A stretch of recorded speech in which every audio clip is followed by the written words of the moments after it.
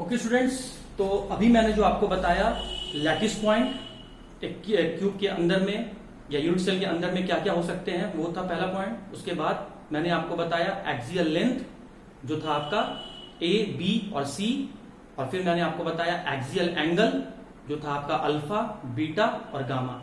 ए क्या है? Axial length along X axis. B क्या है? Axial length along Y axis. C क्या है? Axial length along Z axis. Alpha क्या है? Angle between alpha. अल्फा मतलब सेकंड और थर्ड के बीच में होगा। सेकंड और थर्ड कौन सा होगा? सेकंड और थर्ड होगा आपका वाई और जेड एक्सिस। बीटा क्या है? मतलब सेकंड पूछ रहा है तो फर्स्ट और थर्ड के बीच में, मतलब एक्स और जेड एक्सिस।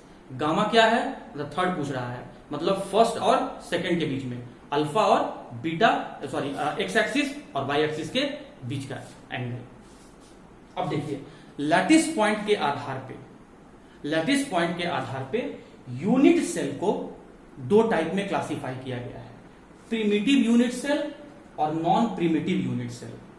अब प्रिमिटिव यूनिट सेल का एग्जांपल क्या है? एससीसी। और नॉन प्रिमिटिव यूनिट सेल का एग्जांपल क्या क्या है? बीसीसी, एफसीसी और ईसीसी। अब देखिए स्टूडेंट, बी का मतलब बॉडी, सी का मतलब सेंटर्ड और सी का मतलब यूनिट सेल।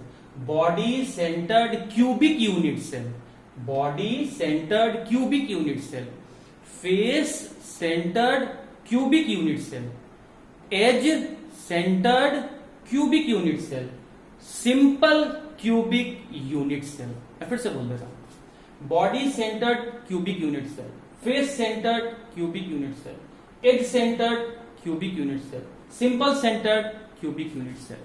अब देखिए, अगर पार्टिकल्स किसी भी क्यूब के अंदर, अगर पार्टिकल्स सिर्फ और सिर्फ कॉर्नर पर हों, सिर्फ और सिर्फ कॉर्नर पर हों, तो ऐसे यूनिट सेल को हम लोग एससीसी मतलब simple centred cubic unit cell कहते हैं।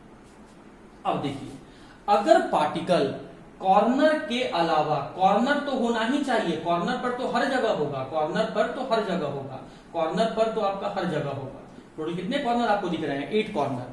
अगर किसी क्यूबिक सेल में पार्टिकल्स कॉर्नर के अलावा बॉडी के सेंटर पर होंगे, तो ऐसे क्यूबिक यूनिट सेल को हम लोग body centred cubic unit cell कहते हैं। मतलब कहां कहां देखने को मिला? कॉर्नर पर देखने को मिला, और कॉर्नर के अलावा बॉडी के सेंटर पर देखने को मिला, बॉडी के सेंटर पर देखने को मिला। फिर देखिए face centred cubic unit cell.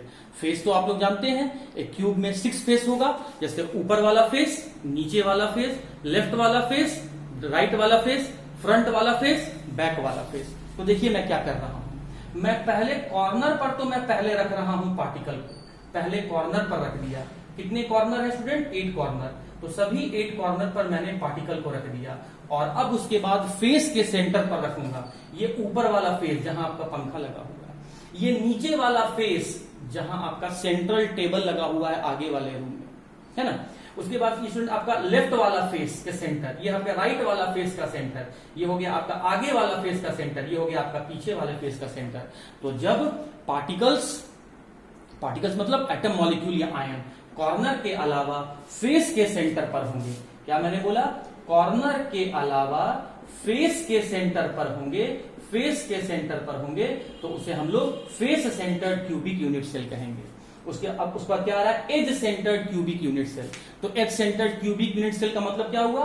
पहले तो पार्टिकल कॉर्नर पर तो होंगे ही होंगे, कॉर्नर पर तो होंगे ही होंगे, लेकिन उसके बाद कॉर्नर के अलावा कोई 2 अपोजिट फेस के सेंटर में होंगे।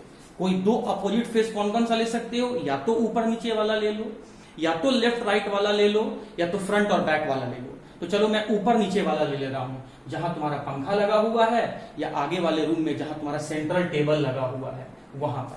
तो जब पार्टिकल कॉर्नर पर हो और किसी भी 2 अपोजिट फेस के सेंटर पर हो, तो ऐसे यूनिट सेल को हम लोग एज सेंटर्ड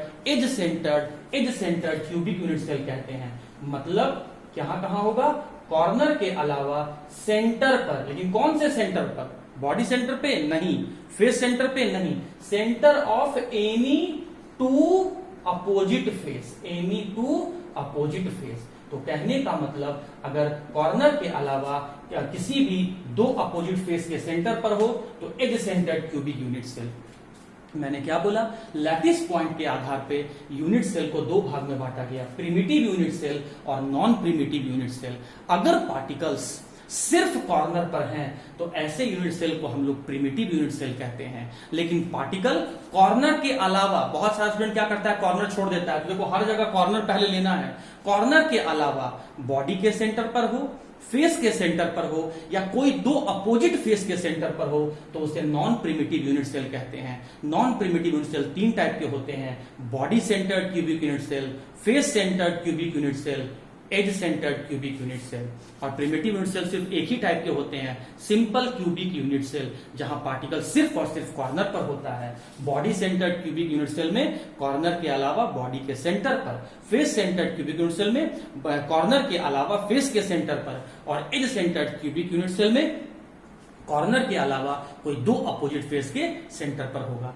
तो उम्मीद करता हूं स्टूडेंट यहाँ पे space lattice, unit cell, lattice point, axial length ABC, axial angle alpha beta gamma, primitive unit cell SCC, non primitive unit cell आपका BCC, FCC और ECC डायग्राम के हेल्प से आप समझ गए होंगे।